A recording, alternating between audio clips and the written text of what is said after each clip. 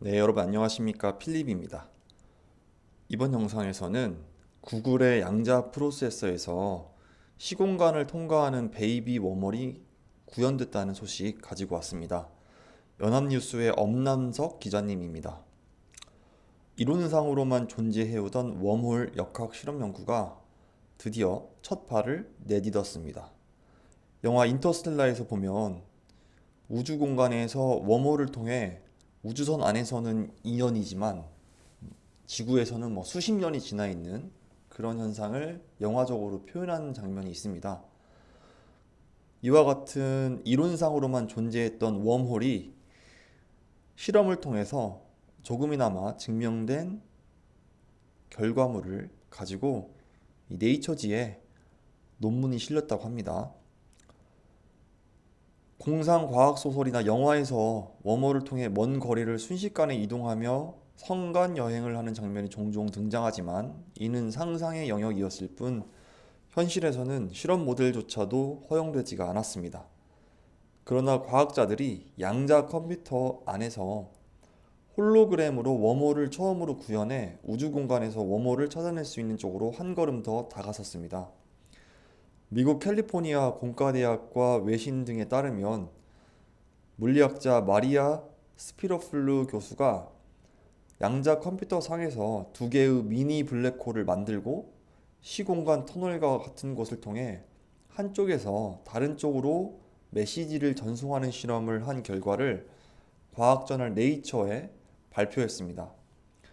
연구팀은 시커모어 양자 프로세서로 불리는 구글의 양자 장치를 활용했습니다.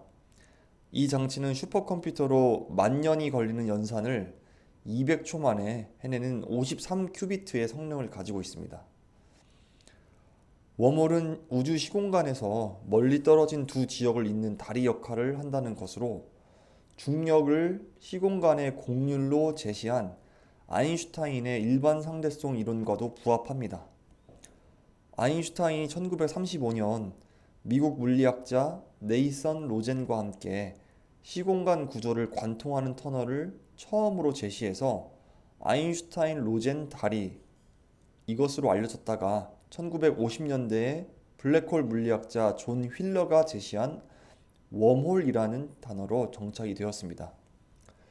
이번 연구에서 스피로플루 교수님은 연구팀이 중력에 의한 웜홀의 주요 속성을 가지면서도 양자 장치에서 구동될 만큼 충분히 작은 양자 시스템을 찾아낸 것이라고 설명했습니다. 연구팀은 한쪽 블랙홀에 1큐비트의 정보를 넣고 다른 쪽으로 나오는 것을 관찰했는데 이 정보는 웜홀 통과와 같은 양자 전송이 이루어진 것으로 나타났습니다. 스피러플루 교수는 이를 베이비 웜홀이라고 지칭했지만 사람이나 살아있는 생명체를 이 실험에 투입시키기까지는 아직 가야 할 길이 멀다고 했습니다. 연구진은 양자 프로세서 상에서 퀸텀 코드를 이용해서 전송된 정보를 토대로 통과할 수 있는 웜홀이 등장한 것으로 보이지만 웜홀이 의미하는 시공간의 파열을 물리적 공간에서 만들어내는 것은 아니라고 강조했습니다. 그러나 분명 양자 시스템과 양자 컴퓨터를 통해서 그동안 증명하지 못했던 웜홀을 알아볼 수 있는 단계에 좀 더 가까워진 것은 분명한 것 같습니다.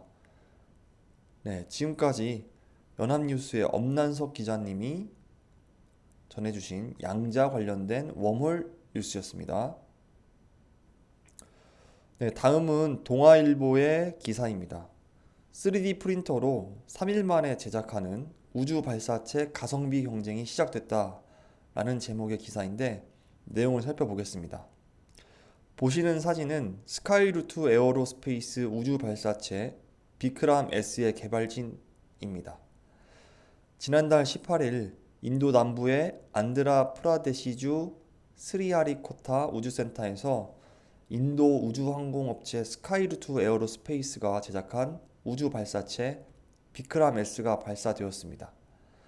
고도 약 89.5km까지 날아오른 후 뱅골 만에 떨어졌습니다. 목표였던 80km를 가뿐히 넘어선 기록입니다. 또한 처음으로 인도에서 민간 기업이 제작한 우주 발사체가 발사에 성공한 것입니다. 스카이루트 에어로스페이스는 3D 프린팅 기술을 활용해서 우주 발사체 발사 비용을 무게 킬로그램당 수천 달러에서 10달러 수준으로 낮출 것이라고 공언했습니다. 발사 비용 절감에 혁신을 가져온 스페이스 X를 뛰어넘겠다는 포부입니다. 이미 미국이나 유럽, 중국 등에서도 발사 비용 절감에 뛰어들고 있습니다. 우주 발사체 시장에서 저가 전쟁이 시작된 것입니다. 인도 물리학자 비크람 사라바이의 이름을 딴 비크람 S는 무게가 545kg이고요. 높이가 6m의 소형 우주 발사체로 83kg의 중량의 탑재체를 지구 저궤도에 올릴 수 있습니다. 그리고 이 발사체가 장점을 갖는 이유는 3D 프린팅 기술을 이용해서 72시간 내에 만들어낼 수 있기 때문입니다. 우주 발사체 소재로 가벼운 탄소 섬유를 이용해서 무게를 절감하여 발사 비용도 낮췄다는 것입니다. 최고 경영자는 스페이스X는 우주 발사체 혁신을 가져왔으나 지금은 트위터 하기에 바쁘다 라며 일론 머스크를 꼬집었고, 이에 반해 우리 기업은 우주 발사체 개발 비용을 최대 90% 절감하겠다고 말했습니다. 스카이루트 에어로스페이스는 내년 위성을 실은 첫 상업 발사에 나설 계획입니다. 이미 기존 발사 대비 50% 수준의 가격을 확보했습니다. 그리고 이미 400명의 고객이 비크람 S의 활용을 기다리고 있습니다. 이와 같은 스카이루트 에어로스페이스의 성장은 인도 정부의 지원 방향과 맞닿아 있습니다. 인도는 세계 우주 발사체 시장에서 점유율을 늘리려고 하고 있습니다. 이 점유율은 곧 가격 경쟁력을 의미합니다. 2014년 인도가 화성에 무인 탐사선을 보낼 당시 임무 비용이 약 7,400만 달러, 우리나라 돈으로 981억 원이었습니다. 이것은 영화 그래비티의 제작 비용보다도 적습니다. 이와 같이 세계 각국은 더 싸게 그리고 더 빨리 우주 발사체를 쏘아 올리려고 시도를 하고 있습니다. 늘어나는 위성 발사 수요를 충족하기 위한 게 목적입니다. 스페이스X의 스타링크를 필두로 지구 저궤도에 수십만 개의 군집 위성 구축이 가속화되고 있습니다. 이 저궤도 위성들이 좋은 이유는 우리가 앞으로 사용하게 될 자율주행 자동차와 그리고 UAM 같은 자율주행 항공 비행체들이 자율주행을 하기 위해서는 굉장히 방대한 양의 데이터를 주고받아야 되는데, 기존의 위성들은 높게 떠 있어서 정보의 속도도 그리고 정보의 양도 한정적이지만, 낮게 떠 있는 저궤도 위성 같은 경우에는 빠르게 데이터를 주고 또 다른 가까이 있는 위성으로 보내기 때문에 하나의 위성이 여러 가지의 일을 동시에 하는 게 아니라 여러 대의 위성이 일을 나누어 하는 시스템인 것입니다. 그래서 UAM과 자율주행 자동차의 데이터를 이러한 저궤도 위성으로 분석하고 또 수요를 충족할 수 있는 것이죠. 유럽 우주국은 이미 2018년부터 저비용 우주 발사 대회를 개최해서 혁신 민간 기업을 발굴해 오고 있습니다. 인도 사례에서 보듯 기존의 우주 선진국만 새로운 우주 발사체 개발 시도를 하고 있는 것은 아닙니다. 중국은 최초의 민간 우주 발사체 기업 링크 스페이스는 올해 말 재활용 발사체를 발사하기로 계획되어 있습니다.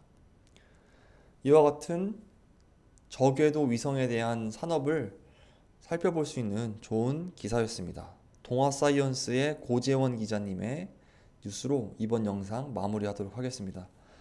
오늘 하루도 즐거운 하루 보내시고 다음에 더 좋은 소식, 더 좋은 정보로 찾아뵙도록 하겠습니다. 지금까지 필립이었습니다. 감사합니다.